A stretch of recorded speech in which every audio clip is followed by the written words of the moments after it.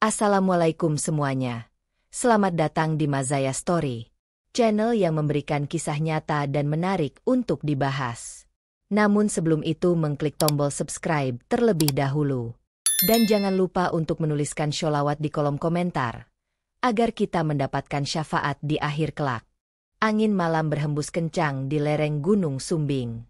Daun-daun pohon pinus bergesekan, menimbulkan suara yang seolah menyembunyikan sebuah rahasia besar. Di jalan berliku yang sepi, sebuah mobil sport mewah melaju ugal-ugalan, lampu sorotnya membelah gelapnya malam. Di balik kemudi, seorang pria muda bernama Dirga tampak mabuk. Matanya merah, napasnya bau alkohol, dan tangannya tak stabil menggenggam setir. "Semua ini milik gue, semuanya dunia ini milik gue," teriaknya sambil tertawa terbahak-bahak. Suara musik keras dari speaker mobil mengiringi kegilaannya malam itu. Dirga bukan orang biasa. Ia adalah pengusaha muda paling sukses di wilayah Jawa Tengah. Di usia 29 tahun, ia sudah memiliki pabrik tekstil terbesar di Temanggung dan beberapa properti mewah di kota-kota besar. Orang mengenalnya sebagai pengusaha brilian, tapi juga arogan dan tak kenal belas kasihan. Tiba-tiba, di tikungan tajam, Dirga kehilangan kendali. Mobilnya tergelincir, menabrak pembatas jalan, lalu terjun ke jurang dangkal dan menghantam keras dasar sungai kecil di bawahnya. Pagi harinya, dua perempuan paruh-baya tengah menyusuri sungai, mencari kerang dan ikan kecil seperti biasa. Mereka adalah Bu Marni dan Bu Sri, dua janda yang tinggal di gubuk bambu di pinggir hutan. "Loh, itu apa ya di sana?" tanya Bu Sri sambil menunjuk ke sebuah mobil ringsek di pinggir sungai. Mereka mendekat dengan hati-hati. Di balik bangkai mobil, tergeletak tubuh Dirga yang penuh luka dan tak sadarkan diri. "Masih hidup, Bu," seru Bu Marni setelah meraba nadinya. "Kita harus tolong dia." Tanpa berpikir panjang, mereka menyeret tubuh Dirga ke gubuk mereka. Dirga dirawat dengan segala cara sederhana yang mereka bisa. Air rebusan daun, kompresan dari kain tua, dan doa-doa lirih yang keluar dari ketulusan hati mereka. Saat Dirga sadar, ia bingung. Pandangannya kabur. Tubuhnya sakit. Ia melihat atap anyaman bambu dan bau tanah basah. Bukan kamar hotel mewah. Bukan penthouse di atas gedung bertingkat. "Di mana gue?" gumamnya lemah. "Kamu di tempat yang aman, Nak." Suara lembut Bu Marni menenangkan. "Aku, siapa kalian?" "Kami bukan siapa-siapa. Tapi kamu butuh bantuan, dan Allah menghadirkan kamu ke sini," jawab Bu Sri sambil menyuapkan air kelapa ke bibirnya. Malam itu, Dirga tak bisa tidur. Bukan karena rasa sakit, tapi karena keheningan yang tak biasa. Untuk pertama kalinya dalam hidup, ia merasakan sesuatu yang berbeda. Ada ketenangan, ada kehangatan, meski ia tak tahu dari mana datangnya. Hari berganti. Dirga mulai pulih secara fisik, meski hatinya belum tentu. Setiap pagi, Bu Marni menyapu halaman gubuk sambil menyenandungkan lagu-lagu Jawa lama. Sementara Bu Sri menanak nasi di tungku kayu, wajahnya bersih meski keriput menghiasi. Dirga duduk di bel bambu, memandangi sawah luas dan gunung menjulang dari kejauhan. Tak ada suara mesin pabrik, tak ada notifikasi ponsel, tak ada rapat dengan investor. Yang ada hanyalah sunyi dan aroma kayu bakar. "Kenapa kalian nolongin aku?" tanya Dirga suatu sore. Tatapannya kosong, suara seraknya nyaris tak terdengar. Bu Marni menoleh, tersenyum lembut. "Karena kamu manusia, Nak. Kami nggak lihat siapa kamu. Kami cuma tahu kamu butuh pertolongan." Dirga tertunduk. Ia terdiam lama. Tak pernah seumur hidup ia ditolong oleh orang yang tak berharap balasan. Malam harinya, Dirga mendengar percakapan lirih antara Bu Marni dan Bu Sri dari dapur bambu. "Bu, kamu yakin dia bukan orang jahat?" bisik Bu Sri. "Entahlah. Tapi kadang orang jahat bukan karena hatinya busuk, tapi karena dia belum pernah disentuh kasih sayang." Dirga menelan ludah. Kata-kata itu menampar hatinya. 3 minggu berlalu. Dirga sudah cukup kuat untuk berjalan. Tapi ia memilih tetap tinggal. Setiap hari ia membantu Bu Sri menimba air, memotong kayu bakar, atau menemani Bu Marni menanam sayur di kebun belakang. Mas Dirga, kamu kok nggak pulang-pulang? Pabrikmu nggak nyariin? Tanya Bu Sri suatu sore. Aku nggak bilang ke siapa-siapa. Mereka pikir aku lagi di luar negeri, jawab Dirga santai. Tapi kamu kan orang penting. Pasti banyak yang khawatir. Dirga tersenyum kecut. Yang khawatir cuma uangku, bukan aku. Suatu malam, Dirga duduk bersama Bu Marni di bawah pohon randu besar. Mereka berbicara soal hidup, kehilangan, dan luka lama. Bu Marni bercerita bahwa suaminya meninggal karena kecelakaan, meninggalkan dia dan anak sematawayangnya yang kemudian juga hilang di kota, tak pernah kembali. Bu Sri pun mengisahkan hal serupa. Ia ditinggal suami sejak muda, bekerja keras sebagai buruh tani, dan tak punya anak. Ia hanya memiliki kebun kecil dan seekor ayam jago. Dirga mendengarkan dengan seksama. Ia merasa kecil. Semua harta yang ia kumpulkan, tak ada artinya di hadapan dua wanita ini. Aku dulu juga pernah ngerasa dunia ini milik gue. Tapi ternyata, aku nggak punya apa-apa bahkan diri sendiri. Bisik Dirga, menatap bintang. Kalau kamu benar-benar merasa begitu, ucap Bu Marni pelan, berarti Allah masih sayang sama kamu. Hening.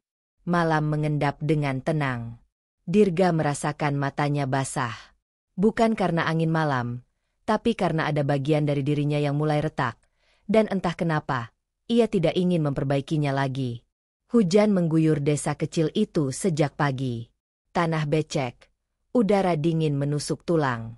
Namun, bagi Dirga, ada kehangatan yang tak bisa dijelaskan. Ia mulai merasa rumah, bukan karena tempatnya, tapi karena dua sosok wanita yang setiap harinya menyambutnya dengan tawa dan kasih sayang. Hari itu Bu Marni demam. Tubuhnya menggigil. Matanya sayu. Dirga panik. Bu Marni kenapa? Sakit ya? Tanya Dirga, memegang tangan wanita tua itu yang dingin seperti batu. Cuma masuk angin. Nak, sudah biasa, jawab Bu Marni lemah. Dirga tak tinggal diam. Ia memijit kaki Bu Marni, merebus air jahe, bahkan pergi ke warung jauh di seberang bukit untuk beli obat. Saat kembali, hujan masih turun. Bajunya basah kuyup, namun wajahnya tetap khawatir. Bu Sri yang melihat itu hanya tersenyum samar. Mas Dirga, kamu nggak usah segitunya. Dirga menatap Bu Sri. Aku nggak mau kehilangan satu orang baik pun lagi dalam hidupku. Keesokan harinya, Bu Marni membaik. Dirga bahagia, terlalu bahagia sampai tanpa sadar. Hatinya mulai terpaut. Di hari lain, saat mereka bertiga duduk menjemur gabah, Dirga mengiseng memercikan air ke wajah Bu Sri. Tawa pecah. Astagfirullah. Mas Dirga ini ya, udah kayak bocah. Bu Sri berteriak sambil menepuk pundaknya. Udah tua, tapi hatinya muda, sahut Dirga sambil tertawa geli. Hari berganti minggu. Hubungan mereka semakin dekat. Tapi tak satu pun dari mereka berani menyebut kata cinta. Malam itu, Dirga duduk sendirian di depan gubuk, menatap bulan penuh. Bu Sri menghampirinya, membawa secangkir wedang jahe. Mas Dirga, kamu kok belum tidur? Tanyanya lembut. Aku lagi mikir, gimana caranya bilang sesuatu, tapi takut. Bilang apa? Dirga diam sesaat. Ia menoleh perlahan. Bu Sri, kalau aku bilang aku nyaman di sini, dan aku sayang sama kalian berdua, salah nggak? Bu Sri terdiam. Udara terasa beku seketika. Tapi bukan karena dingin, melainkan karena jantungnya berdetak terlalu kencang. Mas, kamu yakin? Aku belum pernah merasakan ini. Dulu semua hubungan aku palsu. Tapi di sini, kalian bukan hanya menyelamatkan tubuhku, tapi juga hatiku. Saat itu juga, Bu Marni berdiri di ambang pintu, diam-diam mendengar semuanya. Ia tak berkata apa-apa. Hanya senyum tipis tergambar di wajahnya, seolah ia tahu sesuatu sedang berubah. Hari-hari berlalu seperti mimpi. Dirga tak lagi terlihat seperti pemuda metropolitan yang penuh amarah dan dendam. Ia jadi sosok yang lembut, ringan tangan, dan semakin sayang dengan Bu Marni dan Bu Sri. Namun, sebuah kenyataan mulai membuat hatinya bergetar tak karuan. Setiap kali melihat mereka tertawa bersama, Dirga merasa hampa. Ia ingin memiliki keduanya, namun takut dosa, takut masyarakat mencibir. Tapi hatinya sudah terlanjur tenggelam terlalu dalam. Pagi itu, Bu Marni dan Bu Sri sedang menanam cabai bersama. Dirga duduk tak jauh dari mereka. Diam, hanya memandangi keduanya bergurau seperti remaja. Bu Sri, tuh Dirga mandangin kamu mulu. Jangan-jangan, goda Bu Marni setengah berbisik. Ealah, Bu Marni, jangan sembarangan ngomong. Mas Dirga tuh lebih pantas jadi anak kita. Lah terus kalau dia jatuh cinta gimana? Lah wong kita janda dua-duanya. Siapa yang nolak? Bu Sri tertawa sambil memukul pelan lengan Bu Marni. Tapi kemudian mereka berdua terdiam. Karena kenyataannya, perasaan itu memang mulai tumbuh. Bukan hanya dari Dirga, tapi mereka pun merasakannya. Malam harinya, Dirga berjalan kaki ke musola kecil di ujung desa. Ia duduk lama di teras, memandangi langit sambil berzikir lirih. Ya Allah, jika ini salah, jangan biarkan hatiku menyakiti mereka. Tapi jika ini jalan MU, tunjukkan bagaimana seharusnya aku melangkah. Ia tak sadar, Pak Lurah, yang juga imam musola, berdiri tak jauh darinya. Dirga, sapa Pak Lurah perlahan. Dirga kaget. Berdiri. Pak Lurah, maaf, saya ganggu ya. Endak, kamu malah bikin aku kagum. Dulu kamu datang ke sini dengan luka. Sekarang kamu duduk di musola minta petunjuk. Kamu berubah. Dirga tersenyum. Matanya berkaca. Pak, saya bingung. Saya sayang sama dua orang wanita sekaligus. Dan mereka jauh lebih tua dari saya. Pak Lurah tidak langsung menjawab. Ia duduk di samping Dirga. Kadang, cinta nggak ngerti umur. Yang penting niatmu. Kamu niat nikah, atau cuma kasihan? Saya serius. Pak, saya ingin bahagiakan mereka. Pak Lurah mengangguk pelan. Kalau begitu, istiharah. Minta petunjuk. Jangan ambil keputusan pakai nafsu, tapi juga jangan abaikan perasaan yang Allah titipkan di hatimu. Malam itu, Dirga bersujud lama sekali. Air matanya tak henti mengalir. Ia tak minta dipertemukan dengan siapa, hanya minta diberi kekuatan untuk bertanggung jawab atas cinta yang ia pelihara. Namun, badai belum benar-benar datang, karena besok harinya, sebuah kabar mengejutkan mengguncang seluruh desa. Bu Marni dan Bu Sri hamil. Kabar itu menyebar seperti petir di siang bolong. Warga desa geger. Ibu RT sampai 3 kali nyuruh suaminya periksa ulang telinganya karena tak percaya dengan apa yang ia dengar. Bu Marni dan Bu Sri hamil. Suara Bu RT sampai menggema di warung Pak Darto. Yang lebih heboh, keduanya hamil di waktu hampir bersamaan. Usia kandungan mereka hanya terpaut 2 minggu. Dan saat ditanya siapa ayahnya, keduanya menunjuk satu nama. Dirga. Pemuda itu jadi pusat perhatian, bahan gunjingan, bahkan ancaman. Di pasar, para ibu-ibu bisik-bisik di belakangnya.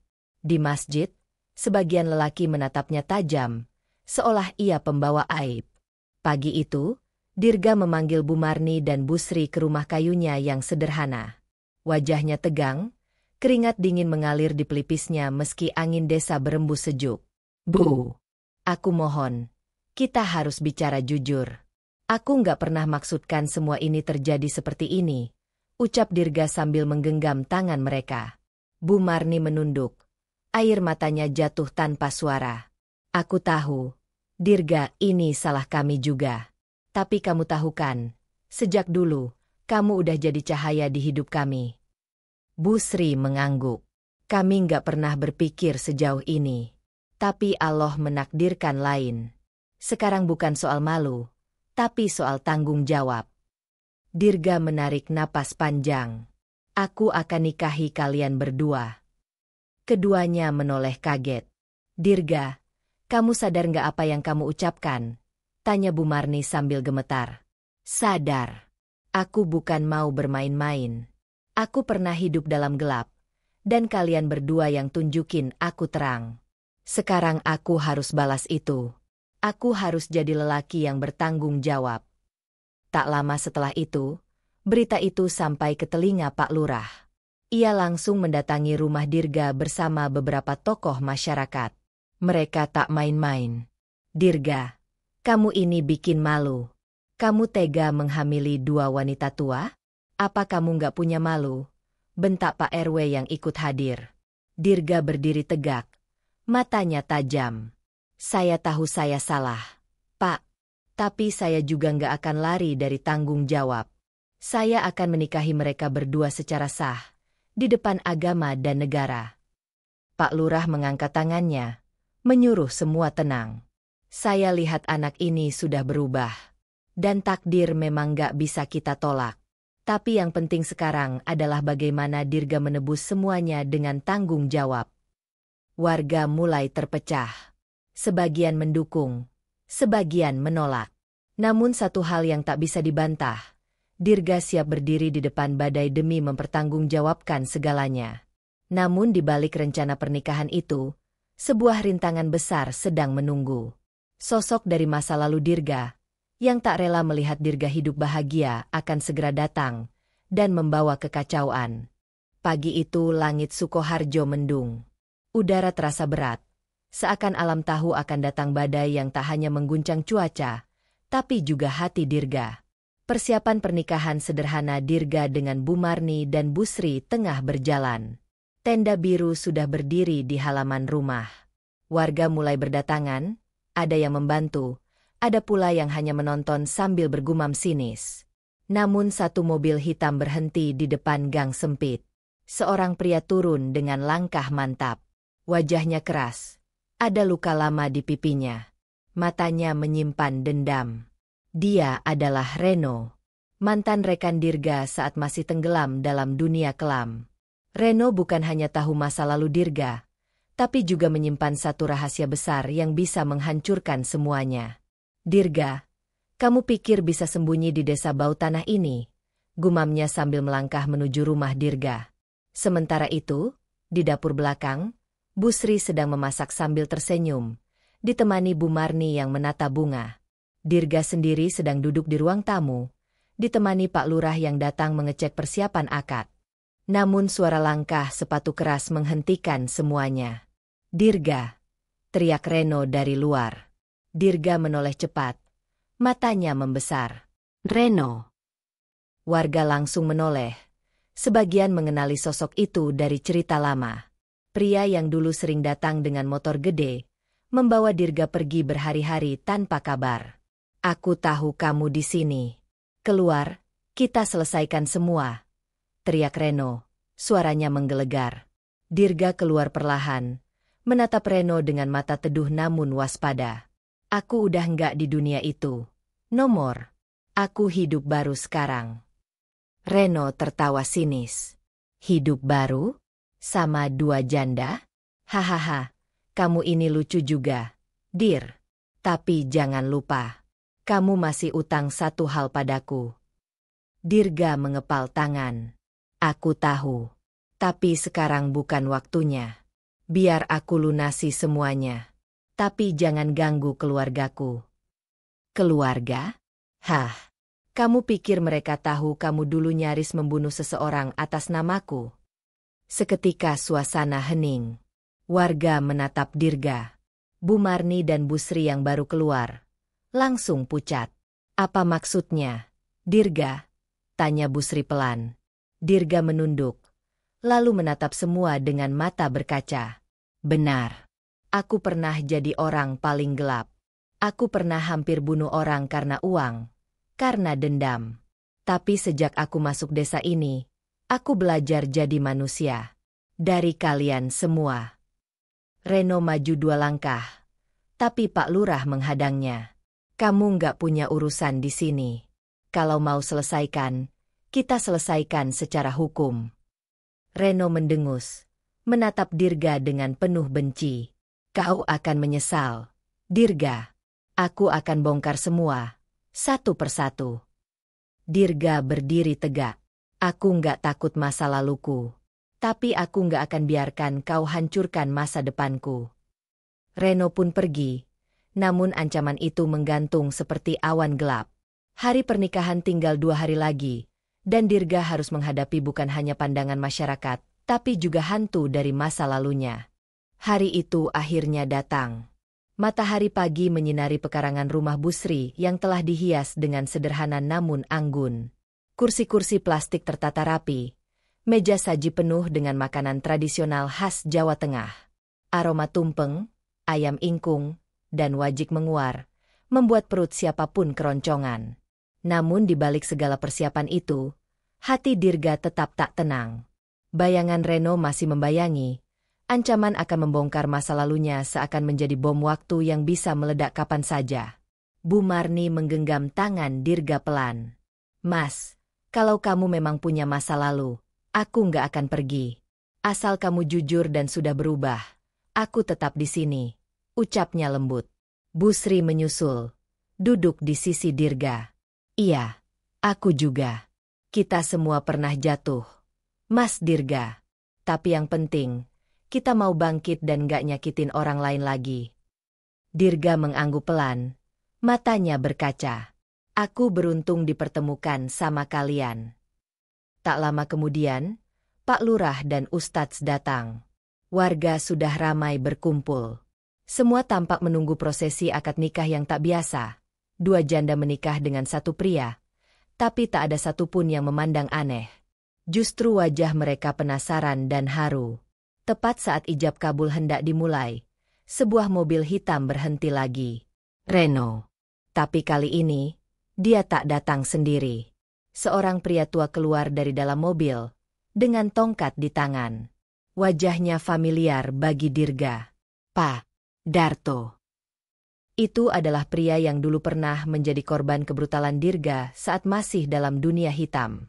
Pria yang hampir kehilangan nyawanya karena utang yang tak seberapa. Reno tertawa. Silakan, Pak. Katakan siapa Dirga sebenarnya. Warga mulai berbisik-bisik. Dirga menunduk. Napasnya tercekat. Tapi sebelum pria tua itu bicara, dia melangkah maju dan bersujud di tanah. Pak, saya mohon maaf. Dulu saya orang bodoh. Gelap mata. Saya hampir ngambil nyawan jenengan. Tapi sejak itu hidup saya nggak pernah tenang. Saya tobat. Saya ingin hidup benar. Pak. Pak Darto terdiam. Matanya menatap Dirga yang bersujud tanpa rasa malu. Lalu perlahan ia mendekat dan menyentuh kepala Dirga. Kamu memang hampir membunuh saya. Nak. Tapi kalau hari ini kamu sujud minta maaf di depan semua orang, itu lebih besar dari 1000 kata-kata. Tangis pecah. Warga terharu. Busri dan Bu Marni menutup mulut menahan isak. Reno menatap dengan marah. Pak Darto, kenapa malah maafin dia? Pak Darto berdiri tegak. Karena saya sudah cukup lama hidup untuk tahu, dendam gak menyembuhkan apapun. Dan kamu, Reno, mungkin kamu yang sekarang butuh pertolongan. Reno terdiam.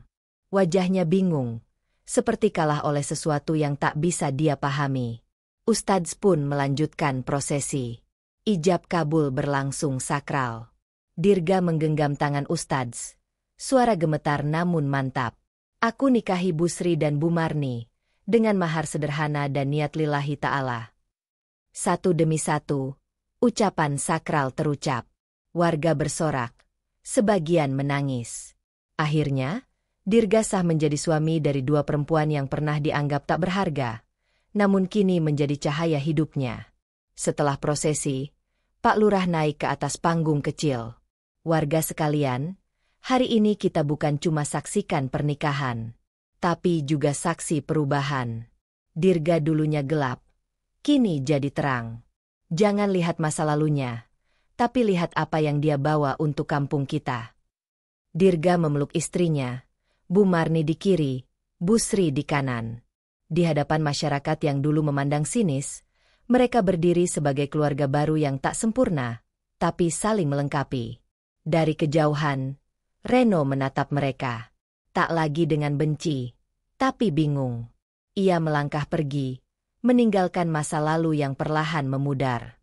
Beberapa bulan setelah pernikahan yang sempat menghebohkan kampung kecil di Jawa Tengah itu, kehidupan Dirga berubah drastis. Ia resmi melepaskan semua aset dan koneksi kelamnya di kota. Semua uang dan properti yang berasal dari masa lalunya ia jual, lalu hasilnya digunakan untuk membangun sesuatu yang baru, bersih dan bermanfaat. Di pinggir kampung, berdiri sebuah bangunan sederhana tapi ramai, pusat pelatihan UMKM gratis untuk janda dan anak muda pengangguran. Nama resminya?